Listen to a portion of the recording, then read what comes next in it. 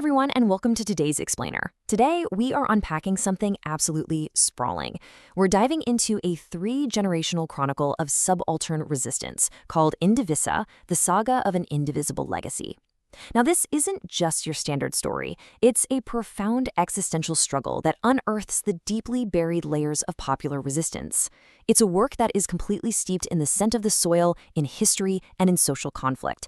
And it somehow manages to translate a very local tragedy into a massive post-colonial epic. So let's jump right in.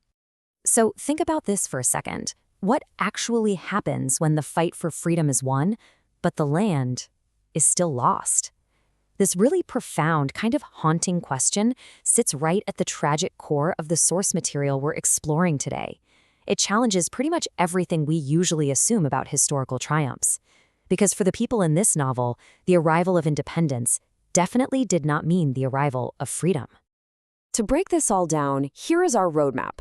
We'll start with the spark of rebellion, then track the metamorphosis of power over the decades, examine the corporate dystopia that emerges, explore how the river and the resistance are intertwined, and finally wrap up with how this narrative achieves the status of a post-colonial epic. All right, Section 1, the spark of rebellion, the 18 villages. To really grasp what this novel is doing, we've got to set the historical stage. Following India's independence, the Hyderabad province actually stuck around as an independent state for about 13 months, governed by the last Nizam. And during that time, the rural peasantry was going through absolute hell. They suffered under a system called Vedi, basically forced labor. The local feudal landlords, known as Doras, were tight with the Nizam, and the novel details how they systematically reduced the rural peasantry to total destitution. They used this nasty combo of levy, taxes, crushing debt, and Vedi to just drain the life from the poor, ultimately seizing their ancestral lands. It was a mechanism of complete control.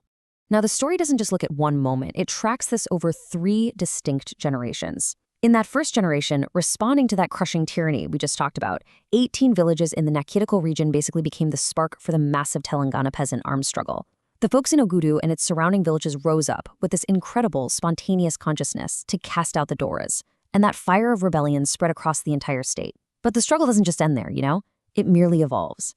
Which brings us to Section 2, the metamorphosis of power, trading guns for pens. So during that first generation's uprising, the central government launched a police action against the Nizam.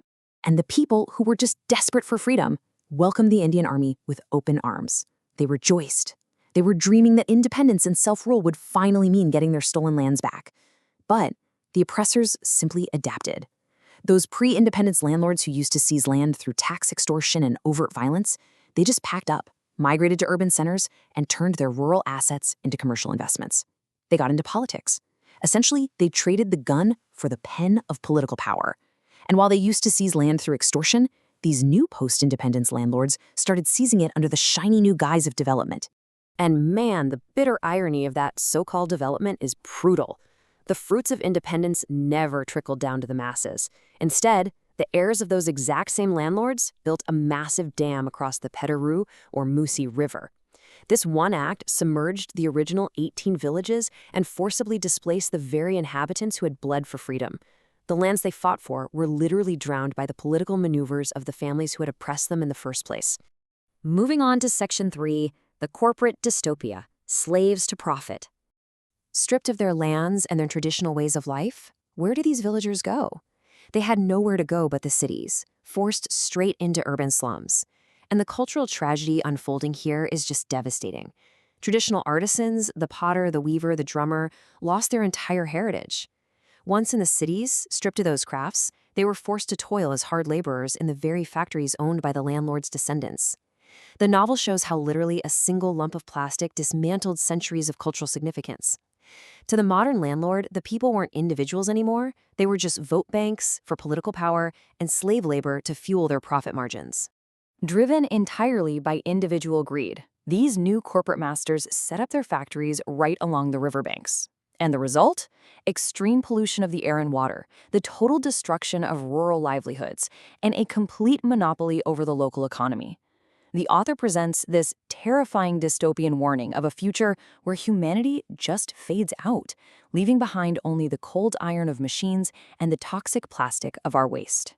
Section 4. The river and the resistance, lifeblood of the struggle.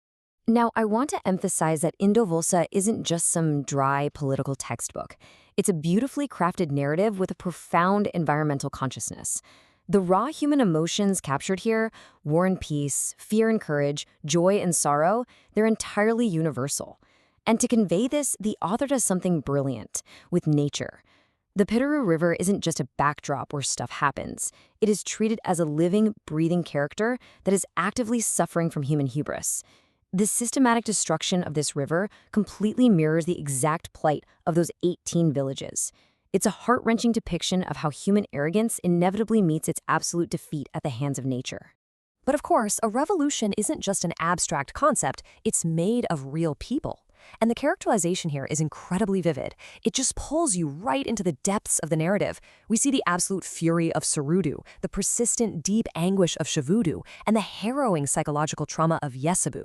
But I really want to draw your attention specifically to Lachi, because in this novel, the female characters are definitely not mere victims sitting around in sorrow. They are the ferocity and the literal fuel of the revolution. They drive the resistance forward even as the villainy they face becomes increasingly sophisticated. Finally, Section 5, a post-colonial epic, from local to universal. So, how exactly does a super-specific local history about 18 villages transform into this massive, universal post-colonial epic? Well, it does it by keeping its earthen scent.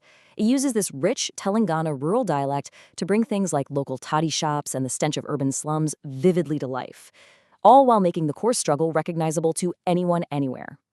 By adopting a 3-generational timeline, the work achieves the real stature of a classic epic. Plus, it utilizes a kind of magical realism that's very akin to Latin American literature, blending historical fact with reality to achieve a truly international standard. And it serves as a really sharp, unrepentant critique of neo-colonialism. Viewed through the lens of post-colonial theory, the novel gives us a powerful message about the brutal mask that oppressors wear after independence. The author neutrally lays out this theory, revealing the collective sorrow of the displaced who are shoved off their lands and left to endure a kind of civilizational untouchability in modern corporate-driven societies. There is this one quote from our source material that I just love. It says, "Diogenes the Cynic once wandered Athens with a lantern, seeking an honest man. The Aganda Deepam, the eternal torch, in this novel stands as a powerful indigenous symbol of that same philosophical search." I mean, wow. This novel transmutes universal human consciousness into a social and environmental epic. It links this deeply local, indigenous symbol straight to humanity's oldest, most universal quest for truth and integrity. Ultimately, Indivulsa shows us how the 3rd generation finally rises up to teach these modern masters a lesson, but it leaves us with this really haunting reflection. As human hubris inevitably meets its defeat by nature, will we be remembered for the light of our eternal torch, or just the plastic of our waste? It's an absolutely powerful warning about our environmental and social trajectory, and an incredible testament to the enduring spirit of resistance. I highly, highly encourage you to explore the pages of this epic yourselves to see how this incredible saga unfolds.